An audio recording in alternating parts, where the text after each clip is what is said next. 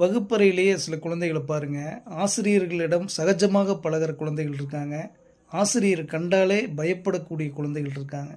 இது ஏன் இந்த மாதிரியான 2 ஒரே இடத்துல இருவேறு குணங்கள் உள்ள குழந்தைகள் இருக்காங்க அப்படின்னா, இதற்கு பின்புலமாக இருக்கக்கூடிய அவர்களுடைய சூழலும் வாழ்வியல் முறையும் தான் காரணங்க.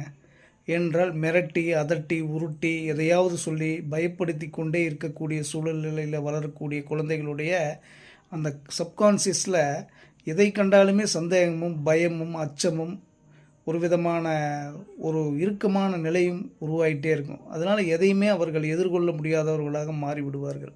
அதனால் முதலில் தாய், தந்தை, சகோதர, சகோதரிகள், உடன் வாழக்கூடிய அனைத்து உறவுகளுமே சகஜமாக அந்த குழந்தை வளர்வதற்கும், பழகுவதற்கும், பேசுவதற்கும் அனுமதி கொடுங்கள். அதுதான் அதனுடைய வளர்ச்சியில் மிகப்பெரிய நற்பண்புகளையும், நல்ல விஷயங்களையும் தைரியத்துடன் இந்த உலகத்தை எதிர்கொண்டு வெற்றியடைவதற்கான ஒரு குழந்தையாக, ஒரு வருங்காலத்தில் மிகச்சிறந்த மனிதனாக உருவாவதற்கு அடிப்படையாக இருக்கக்கூடியது.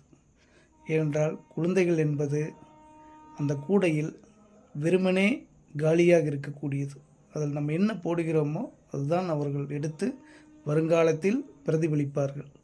நல்லதை போடுங்கள், நல்லதை சொல்லுங்கள், நல்லதை வழிகாட்டுங்கள், அவர்களுக்கு நண்பனாக இருந்து நல்வழிப்படுத்துங்கள்.